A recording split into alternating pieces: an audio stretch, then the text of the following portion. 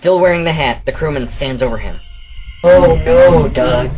These weak minds are too far gone, and so will you be."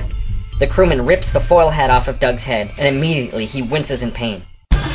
Doug's head is filled with what feels like thousands of screaming voices, and in his mind's eye, all he can see is a colossal, writhing octopus, its tentacles spiraling off into infinity like some living fractal.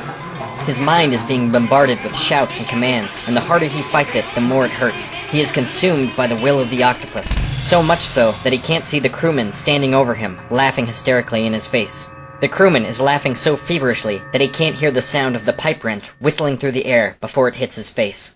The next thing Doug sees is Sarah standing over him, holding a pipe wrench and adjusting his foil hat.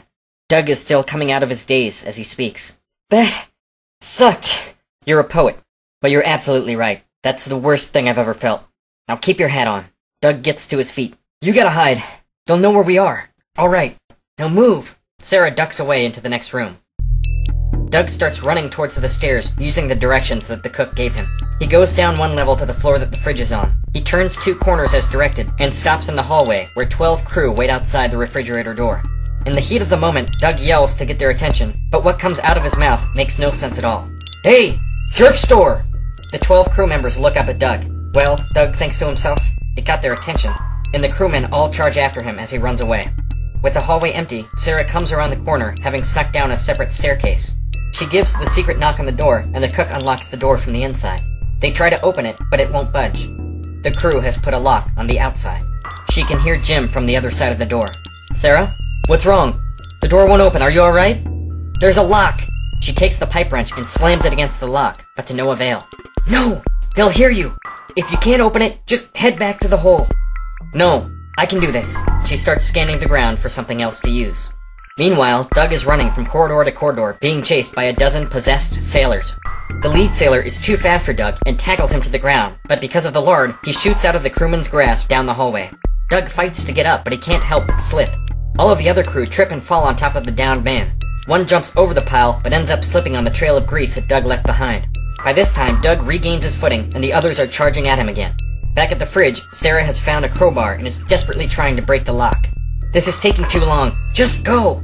"No, we're all getting out of here!" The lock isn't budging. Doug is now completely lost. He is running up levels, through rooms and hallways, and sliding down more stairs. The crew are never more than a few steps behind him. Running down another hallway, Doug sees an open doorway leading outside. "Maybe I can evade them in open space," he thinks to himself. Just then, a gigantic tentacle comes flying through the doorway. Doug turns down another hallway just in time as the slimy appendage grabs 2 sailors and whisks them out of the door at an alarming speed. Doug, still being pursued, turns another corner and slips down some stairs. Sarah is straining with tears in her eyes as Doug comes around the corner with 9 men right on his heels. Without thinking, he grabs the crowbar with Sarah and the lock pops off. With unbelievable explosive force, the door pops open and the chef comes out, swinging cleavers in each hand. He makes short work of the first 3 crewmen, cutting their throats and lobbing off limbs. 2 make it by him, and Sarah gets one with the crowbar. Doug pulls the pipe wrench out of Sarah's back pocket and dispatches the other attacker. By this time, the chef has disemboweled 2 more, as the last 2 charge from a distance. The chef stands his ground, lifts both of his arms, and expertly throws each cleaver into the oncomers' skulls. Jim peers out of the room just in time to see the chef retrieving his cutlery. Jim leans back into the room and proceeds to vomit. Sarah collects him, and this ragtag band of misfits start to make their way to the wheelhouse. "We have to go outside to get to the wheelhouse. We'll need more than cleavers to keep the octopus off of us before we can get up there and set up our sonar. I saw some emergency flares a while back." "Yes, I know where." "Flares alone won't do it. Do you have any cleaning supplies in the kitchen?" "Yes, I've got an idea." They stealthily make their way to gather the flares. In the kitchen, Doug stirs up a concoction of his own design, a superglue that they dip the ends of the flares in. "I hope this works. I wish I knew more about explosives." The chef gets a look of recognition on his face and starts to smile. It's one of the scariest looks the other 3 have ever seen, much scarier than his usual scowl. "Just a minute." He rummages back through the kitchen and returns with 3 bottles of grain liquor. "Molotov," he says as he proceeds to shove rags in the bottles. They gather their supplies and stage themselves right near an open doorway to the outside. "Jim, one of us has to make it up to our equipment." Jim nods. "I'll lead. On 3. 1, 2... The 4 aren't 5 steps out of the door before they are spotted.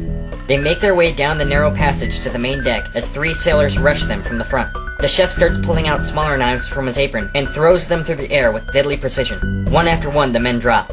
Another man charges them from behind, wielding a metal pipe. Sarah raises the flare gun and shoots. The flare hits him square in the face. He screams in horror, trying to remove it, and drops off the side of the boat. Jim puts his hands on Sarah's to lower the gun. Save the rest for the tentacles. Right as Jim says it, the orange-red appendages snake out of the water.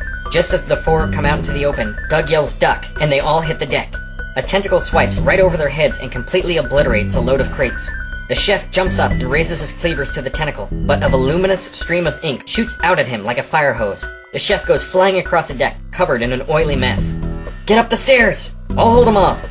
Jim and Sarah run up the stairs to the wheelhouse. A crewman comes out to meet them, raising an axe. With lightning speed, Jim bounds up the stairs and runs into him before he has a chance to swing the axe down, and the resulting force sends the man tumbling over the railing.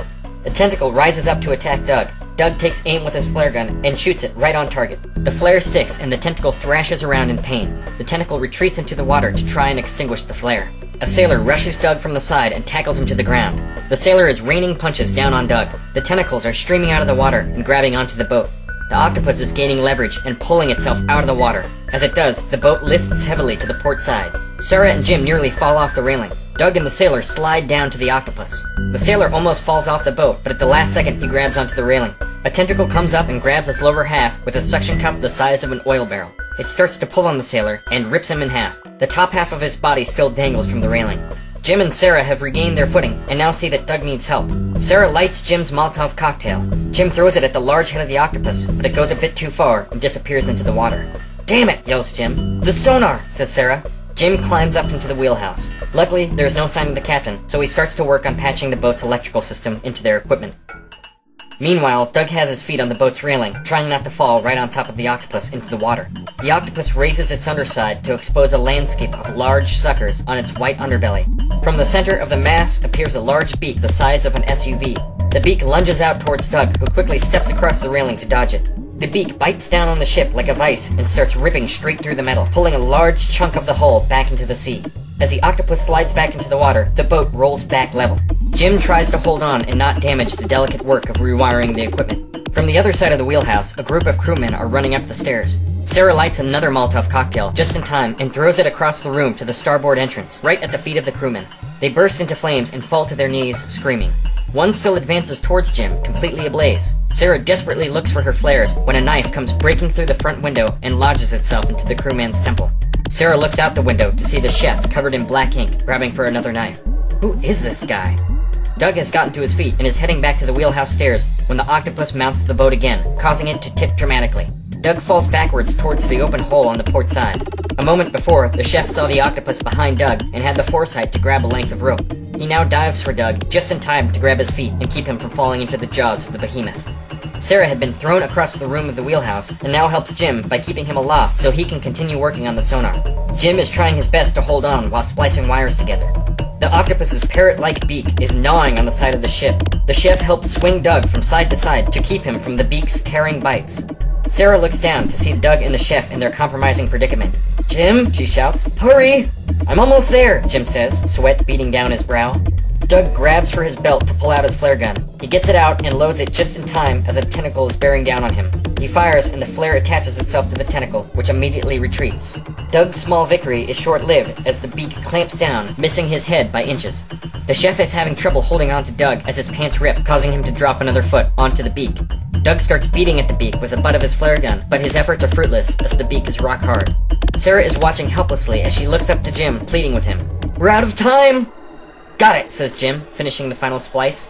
He switches all of the faders to top volume, hits a few buttons, and a loud sonar ping is heard across the ship. He then cranks a last knob that speeds up the frequency of the pings until it turns into one loud, constant noise. The octopus jerks back in great pain and retreats as quickly as it possibly can. As the boat rocks from side to side, Jim can see it jetting off into the distance at an incredible speed. The chef pulls Doug back away from the hole. The crew can be heard screaming loudly in pain all over the boat. As the octopus gets further and further away, their screams die down, and they lie on the deck like rag dolls, immobile, with empty expressions across their faces.